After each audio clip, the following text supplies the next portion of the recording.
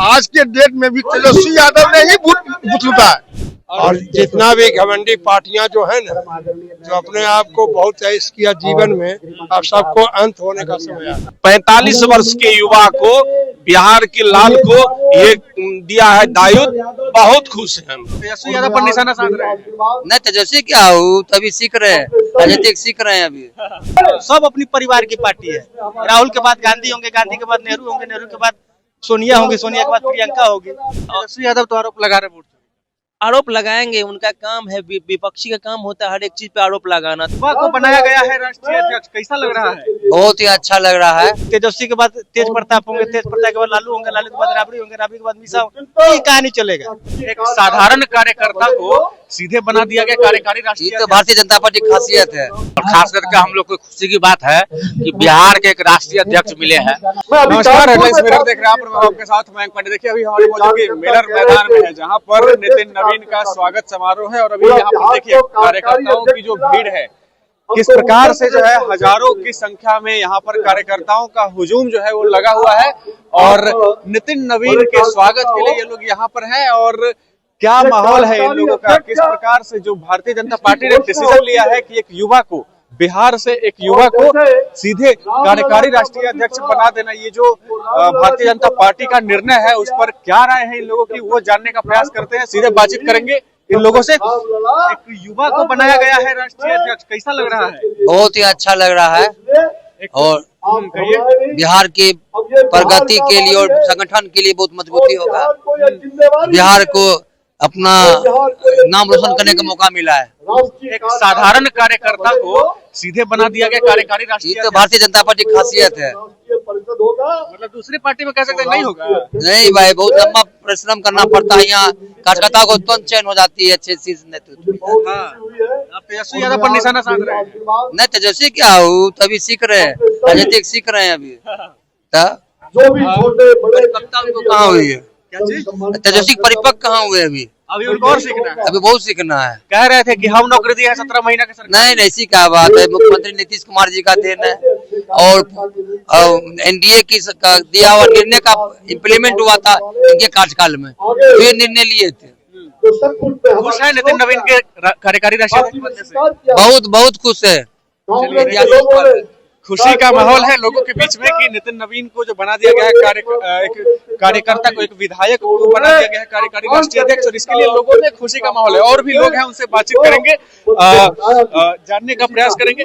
बताइए, एक कार्यकर्ता को राष्ट्रीय अध्यक्ष बना दिया जाना काफी गौरव का पल है बिहार के लोगों के लिए। एकदम है। क्यों है? क्योंकि ये भारतीय जनता पार्टी में ही हो सकता है, अदर पार्टी में नहीं हो सकता।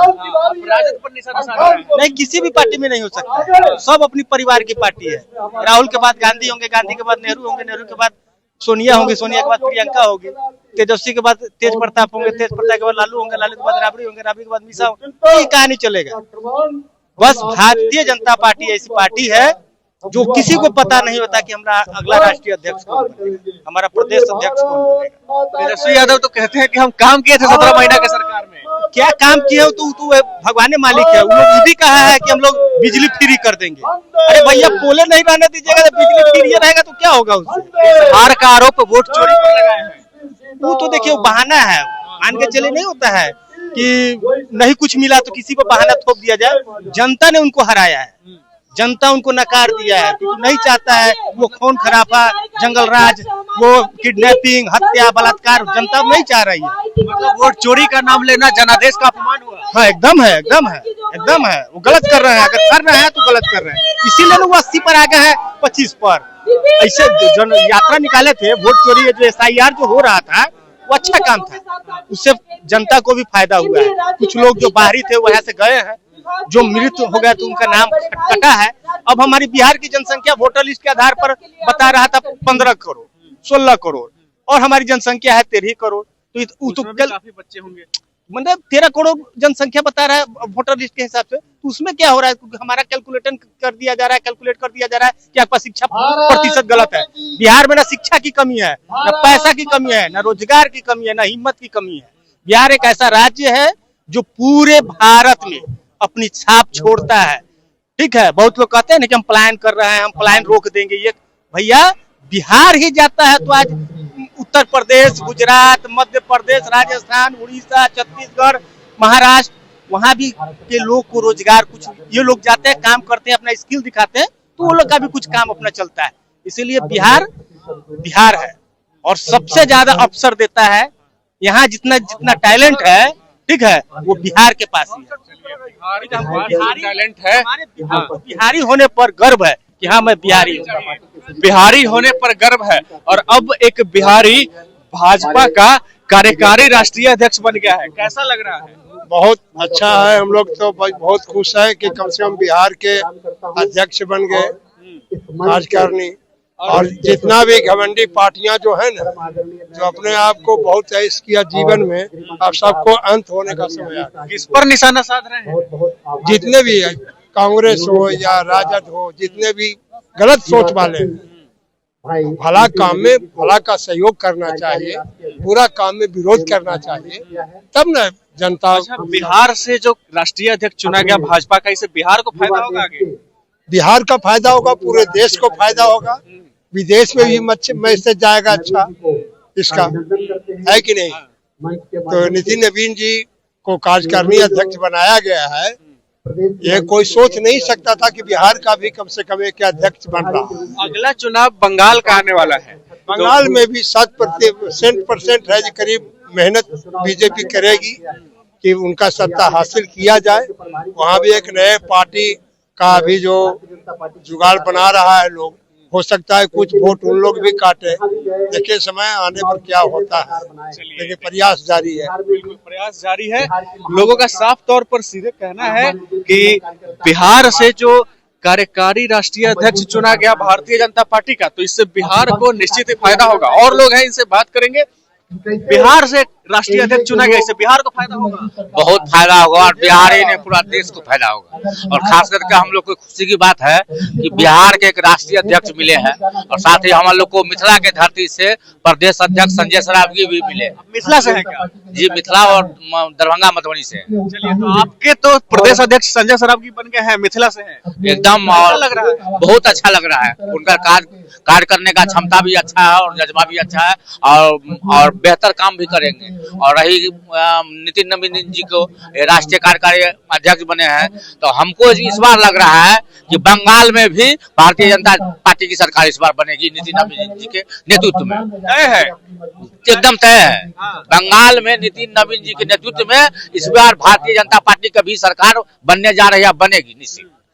चलिए, बंगाल में भी बनेगी भारतीय जनता पार्टी की सरकार। पूरे जोश में है। जितने लोगों से हमने बात किया, सब एक तरफ से जोश में, और सबका यही मानना है कि काफी अच्छा निर्णय है कि नितिन नवीन को बनाया गया है कार्यकारी राष्ट्रीय अध्यक्ष, और बिहार के लिए भी गौरव का क्षण है। हालांकि और लोग हैं, इनसे जानने का प्रयास करते हैं।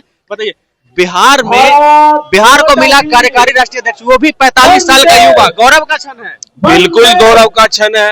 कार्यकर्ता बहुत खुश नजर आ रहे हैं। बिल्कुल, कार्यकर्ता ही नहीं, आम जनता भी खुश है कि बिहार को आज तक कभी भी राष्ट्रीय कार्यकारी अध्यक्ष नहीं बनाया गया था। भारत देश में जब से 1951 से लेके 15 कार्यकारी अध्यक्ष बने हैं, ये पहली बार है जो 45 वर्ष के युवा को, बिहार के लाल को ये दिया है दायित्व। बहुत खुश हैं हम लोग। और दूसरे तरफ एक युवा है तेजस्वी यादव, वो कहते हैं कि वोट चोरी करके सरकार बना है।